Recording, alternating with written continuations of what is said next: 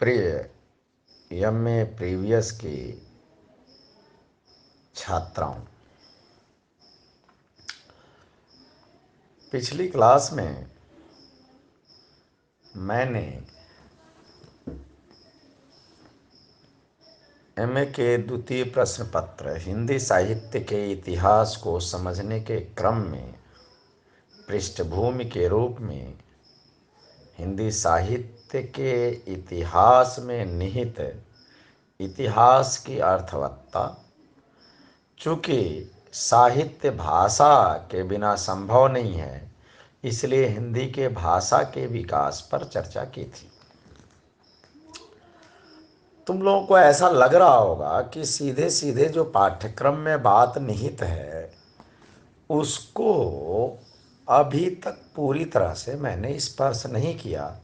केवल हिंदी किस रूप में आती है और उसको पुरानी हिंदी कैसे कहते हैं और हिंदी साहित्य की शुरुआत कैसे हो जाती है, इसी रूप में बात को ला करके अभी तक रख पाया। इसकी एक बड़ी वजह है कि जब हम एमए के स्तर पे आते हैं तो हमें पता है कि एमए के स्तर का अध्ययन और अध्यापन केवल पाठ्यक्रमानुगामी नहीं होता है। इसके तहत हमें विषय वस्तु की संपूर्ण समझ आवश्यक होती है।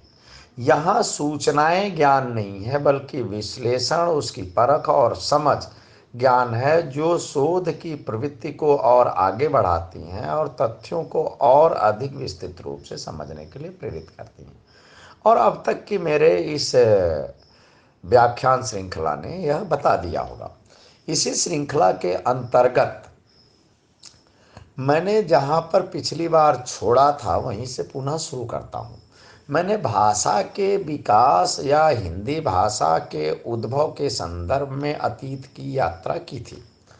उस अतीत की यात्रा के क्रम में हमने ये बताया था कि किस तरीके से संस्कृत से पाली निकलती है, पाली से प्राकृत निकलती है, प्राकृत से अपभ्रंश आता है और अपभ्रंश में ही हिंदी साहित्य निहित होता चला जाता है। और यह क्रम लगभग 7वीं शताब्दी के मध्य 8वीं शताब्दी से शुरू होता है।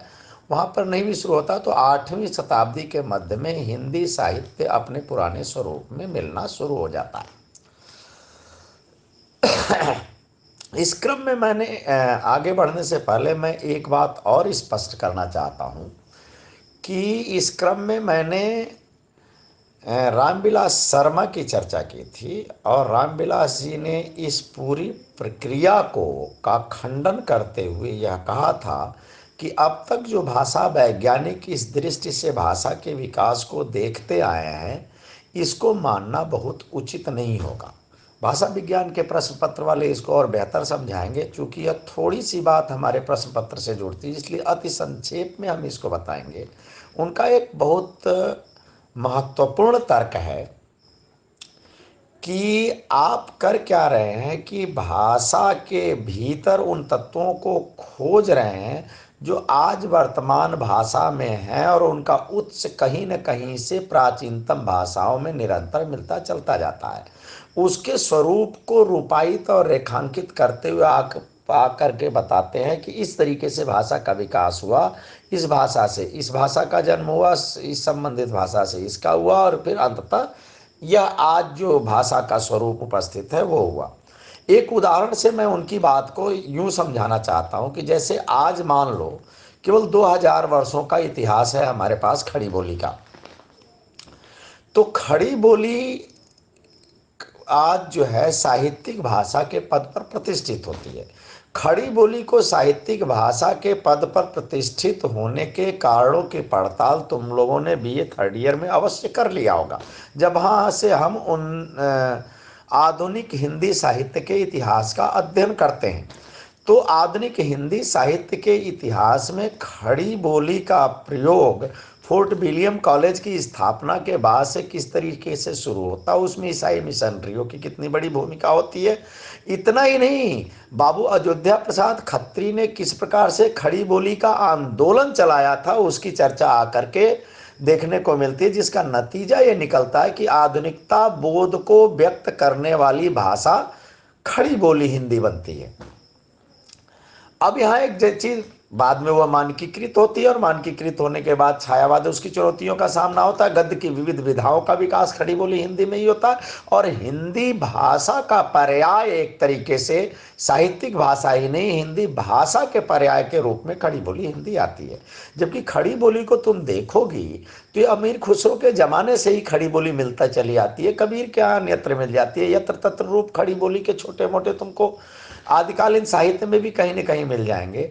इस आधार पर अगर मान लो कि आज से कोई 5000 साल बाद विद्वान बैठे और यह साबित करने लगे कि नहीं, खड़ी बोली हिंदी की उत्पत्ति तो अवधी या ब्रजभाषा से हुई है, क्योंकि मध्यकाल की साहित्यिक भाषा के रूप में प्रतिष्ठित भाषा अवधी और ब्रजभाषा ही रही है।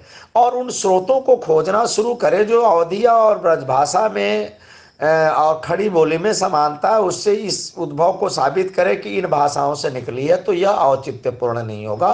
बल्कि देश काल परिस्थितियों के अनुसार एक भाषा कोई महत्वपूर्ण पद पर साहित्यिक भाषा के रूप में प्रतिष्ठित हो जाती है, लेकिन लोक के भीतर दूसरी भाषा भी सामान्य रूप में उसी तरीके से प्रचलित रहती है। जैसे कि मध्यकाल में अवधी और ब्रजभाषा साहित्यिक भाषा के पद पर प्रतिष्ठित थी, लेकिन खड़ी बोली का भी प्रभाव पूरी तरह से बाधित नहीं हुआ था। ऐसे ही आज खड़ी बोली साहित्यिक भाषा के रूप में प्रचलित है, लेकिन ऐसा थोड़ी है कि ब्रजभाषा और अवधि अवध क्षेत्र और ब्रजभाषा के क्षेत्र में बोली लिखी नहीं जा रही है। हाँ, उसको वह साहित्यिक मान्यता प्राप्त नहीं है जो खड़ी बोली को प्राप्त है। इस आधार पर भाषा के इतिहास को वो खंडन करते हैं। कई विद्वानों का यह मानना है कि रामविलास जी का यह मत बहुत तार्किक नहीं लगता है, क्योंकि मूलतः भाषा वैज्ञानिक के रूप में रामविलास जी स्थापित नहीं है। तो सूचना के रूप में यह तुमको जानना जरूरी था इस भाषा के विकास की प्रक्रिया के तहत कि किस तरीके से इसका विश्लेषण किया जाए। आगे जब तुम वह शोध करोगी तो इन चीज़ों को पाओगे और इन किताबों के रेफरेंस के रूप में पाओगे। अब तक जितनी चीज़ें मैंने बताई, उन चीज़ों को और व्यापक दृष्टि से अध्ययन के लिए तुम्हें मैं कुछ संदर्भ ग्रंथों की सूची बताना चाहता हूँ। जैसे भाषा का इतिहास समझना हो तो इस पर जो है डॉक्टर हरदेव बाहरी, भोलानाथ तिवारी और भवानी दत्त उप्रेती की किताबें महत्वपूर्ण हैं, जो भाषा के विकास और भाषा के इतिहास से संबंधित हैं और ये मार्केट में सहज रूप में उपलब्ध है। भोलानाथ तिवारी और हरदेव बाहरी की दो किताबें हैं। एक तो सीधे सीधे वो किताब है जो भाषा के विकास को बताती है और यह बताते हुए भ्रंशतक के विकास को इस हिसाब से बताती है कि इसका उद्भव और विकास किस रूप में हुआ है। दूसरी भाषा शुद्ध भाषा वैज्ञानिक दृष्टिकोण से बताती है, तो वह पुस्तक जो है भाषा विज्ञान की दृष्टि से महत्वपूर्ण है, हमारे इस विषय वस्तु से महत्वपूर्ण है। इस विषय वस्तु को संक्षेप में एक पुस्तक में देखना है तो वो है भवानी दत्त उप्रेती की पुस्तक, केवल इसी पर केंद्रित है। उस पुस्तक का नाम ही है हिंदी भाषा उद्भव विकास और स्वरूप, और वह पुस्तक वहाँ से शुरू करके देवनागरी लिपि की वैज्ञानिकता और हिंदी के मानकीकरण आदि सारे सवालों से टकराती है। राजभाषा राष्ट्रभाषा के रूप में हिंदी विकास तक की भूमिका को देखती है। यह अन्यत्र भी मिल जाता है बाहरी और भोलानाथ तिवारी के यहाँ, लेकिन मुझे इस पुस्तक में ये वाले अध्याय बेहतर दिखे जो आगे चल करके किसी भी प्रतियोगी परीक्षाएं और उन सारी चीज़ों में काम में आ सकती हैं। एक तीसरी बात और है, चूंकि हमारा ये मूल विषय नहीं है, ये भाषा विज्ञान के क्षेत्र में पहुंचने वाला विषय है, भाषा के विकास के क्षेत्र में पहुंचने वाला विषय है, लेकिन हमारे मूल विषय को समझने की दृष्टि से बहुत उत्कृष्ट जरूरी है, इसलिए कुछ तो इसके बारे में जानना चाहिए। तो डॉक्टर नगेंद्र की एक पुस्तक है हिंदी साहित्य का इतिहास, यह संपादित पुस्तक है। संपादित पुस्तक और लिखित पुस्तक का अंतर मैंने बीए के अपने विद्यार्थियों को तो बताया हुआ है, तुम्हें भी पता हो तो ठीक है, नहीं पता है तो एक बार और स्पष्ट कर देता हूँ। संपादित पुस्तक में एक से अधिक लेखों का योजनाबद्ध ढंग से संकलित करने के उपरांत एक व्यक्ति कोई उसको संपादित करता है, वो उसमें अपने भी एक आध लेख डाल सकता है, लेकिन मूल रूप से पूरी किताब वह संपादक नहीं लिखता है। जबकि लिखित किताब में व्यक्ति सारे विचार उसी लेखक के होते हैं, क्योंकि वो पूरी किताब वही लेखक लिखता है। तो डॉक्टर नगेंद्र द्वारा संपादित उस पुस्तक की शुरुआत में ही लगभग 3 से 4 पृष्ठों में, किताबों के पृष्ठ थोड़े लंबे चौड़े हैं इसलिए वो समाहित हो गया है, इसको अति संक्षेप में जैसा कि मैंने बताया है उस रूप में और प्रामाणिक ढंग से वहाँ पर ये सामग्री अति संक्षेप में विकास के रूप में और खास करके अपभ्रंश और उसकी बोलियों के विकास के रूप में विधिवत तिथिवार ढंग से अति संक्षेप में दिया हुआ है। वहाँ से भी चाहो तो तुम लोग समझ सकती हो। इसके अलावा जो रामविलास शर्मा का मत है उसको और समझने के लिए और विकसित करने के लिए उनकी भाषा और समाज नामक पुस्तक में बहुत सारी चीज़ें हैं और उसमें और भी कई नई स्थापना है जो आगे चलकर हिंदी साहित्य के इतिहास को समझने में मददगार साबित हो सकती हैं, जिसे हिंदी जाति की अवधारणा कहते हैं। वह अवधारणा भी उसमें इस पर काफ़ी हद तक स्पष्ट होती है। यहाँ पर जाति का अर्थ, एक चीज़ ध्यान रखना, हिंदी क्षेत्र के लोग जाति को हमेशा कास्ट के अर्थ में ही लेते हैं, लेकिन जब हम हिंदी जाति की बात करते हैं तो वहाँ पे जाति का अर्थ कास्ट, अंग्रेजी के कास्ट शब्द से लेना देना नहीं है। अर्थात ब्राह्मण, क्षत्रिय, वैश्य, इन वर्णों में निहित कई जातियां उपजातियां जो हैं, इससे उनका कोई लेना देना नहीं है। यहाँ पर जाति का अर्थ राष्ट्रीयता से अर्थात नेशनलिटी से, और रामविलास शर्मा का योगदान इस दृष्टि से बहुत है कि हिंदी क्षेत्र और हिंदी की जातीय अवधारणा का, यानी कि उसकी राष्ट्रीयता, उसकी एक अपनी सांस्कृतिक पृष्ठभूमि की चेतना और उस अवधारणा के विकास में रामविलास जी ने बहुत बड़ा योगदान दिया। ये तो रही अब तक की बातों की कुल बात। अब हम आते हैं कि अब हमें यह मिल गया कि ऐसा है कि 7वीं 8वीं ईसा के मध्य से हिंदी साहित्य का आरंभ हो गया है। हिंदी साहित्य के पहले कवि के रूप में कुछ लोग सराहपा को मानते हैं, कुछ लोग पुष्य या पुण्य नामक कवि को मानते हैं। विवाद का विषय है, इस पर पाठ्यक्रमानुसार आगे चल करके हम बात करेंगे। मूल बात तो इस बात को समझना है अभी कि भाई अगर 8वीं शताब्दी ईसा पूर्व से हिंदी साहित्य का आरंभिक स्वरूप हमको मिलना शुरू हो जाता है तो अभी तक का हमारा हिंदी साहित्य का अतीत कितने दिनों का हो गया। इस दृष्टि से हम देखते हैं तो लगभग 20-2200 साल का या 2300 साल का हमारा अतीत है।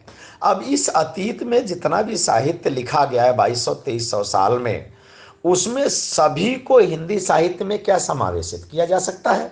अगर नहीं किया जा सकता है तो उसको रखने और निकालने का आधार क्या होगा?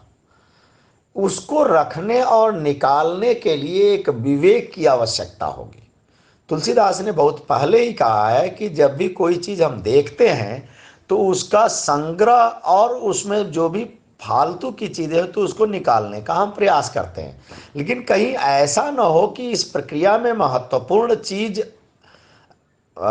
छूट जाए और गौड़ चीज महत्वपूर्ण बन जाए, ऐसा न हो। इसलिए संग्रह और त्याग का एक विवेक होना चाहिए। और तुलसीदास जी लिखते हैं कि संग्रह त्याग न बिनु पहचाने, यानी कि क्या संग्रहित करना है और किस चीज का त्याग करना है, इसकी पहचान जरूरी है। उस पहचान के लिए एक दृष्टि काम में ली जाती है, जिसके लिए एक शब्द प्रयुक्त होता है, इतिहास दृष्टि। जैसे इतिहास को यानी अतीत को देखने के लिए एक दृष्टि होती है, उसे इतिहास दृष्टि कहते हैं। उसी तरह साहित्य के अतीत को भी देखने के लिए एक दृष्टि होती है, जिसे साहित्य इतिहास दृष्टि कहते हैं। इस साहित्य इतिहास दृष्टि में एक व्यवस्थित विकसित तर्क प्रणाली होती है और उस तर्क प्रणाली और प्रक्रिया के अनुसार ही क्या त्याज्य है और क्या संग्रहणीय है, इसकी पहचान हम करते हैं। इसी इतिहास दृष्टि के कारण कोई साहित्य ऐतिहासिक ग्रंथ अधिक प्रामाणिक और अधिक महत्वपूर्ण हो जाता है और कोई नहीं होता है। तो जब हम इस अतीत को देखते हैं तो हम सबसे पहले पाते ये हैं कि इस अतीत को देखने की प्रक्रिया पहले कहाँ से शुरुआत हुई। दृष्टि कितनी प्रामाणिक और महत्वपूर्ण है वो तो बाद की बात है।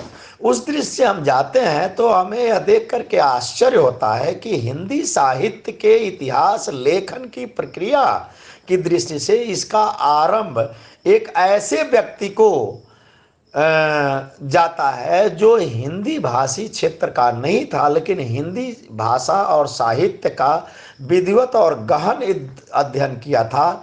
उस गहन अध्ययन के आधार पे उसने इस साहित्य के इतिहास का पहला ऐतिहासिक ग्रंथ लिखा, जिसका नाम था द लॉ लिटरेच्यूर एंदुई ए हिंदुस्तानी। वस्तुतः हमारे पाठ्यक्रम की शुरुआत हिंदी साहित्य के इतिहास लेखन की परंपरा से शुरू होती है, और उस परंपरा की बात करेंगे तो पहला उल्लेखनीय ग्रंथ यही आता है। लेकिन इसमें बहुत सारी कमजोरियां हैं, जिसके कारण इसको पहला प्रामाणिक ऐतिहासिक ग्रंथ मानने में आपत्ति होती है। आचार्य रामचंद्र शुक्ल से असहमति होने के बावजूद बहुत सारे विद्वान आचार्य रामचंद्र शुक्ल के इतिहास को ही पहला प्रामाणिक साहित्य ऐतिहासिक ग्रंथ मानते हैं। हालांकि आचार्य रामचंद्र शुक्ल से पूर्व अनेक साहित्य इतिहास के ग्रंथ लिखे जा चुके, उन वो उतने प्रामाणिक क्यों नहीं हैं, ये समझने से पूर्व हमको यह समझना जरूरी है कि आचार्य रामचंद्र शुक्ल का ग्रंथ ही इतना प्रामाणिक क्यों है। उनका भी उल्लेख आएगा, उनकी कमजोरियों को लाएंगे ताकि हम पूरी परंपरा को दिखा सकें। लेकिन एक इतिहास दृष्टि को पृष्ठभूमि के रूप में समझने के लिए एक एमए के विद्यार्थी के लिए जरूरी है कि पहले वो साहित्य के इतिहास दृष्टि को समझे और उदाहरण के रूप में शुक्ल जी की तर्क प्रक्रिया को समझे, जिससे वो अपना प्रामाणिक इतिहास लिखते हैं। बस आज इतना ही। अगली बात इसके आगे की क्लास में।